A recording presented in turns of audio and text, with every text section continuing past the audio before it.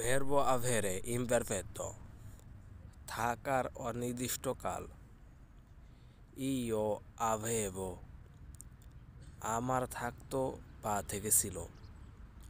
Tu avevi তোমার থাকতো বা থেকেছিল। Lui lei aveva তার থাকতো বা থেকেছিল।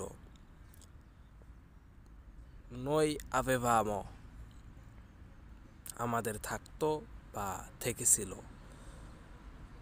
Voi avevate তোমাদের থাকতো বা থেকেছিল। Loro avevano তাদের থাকতো বা থেকেছিল।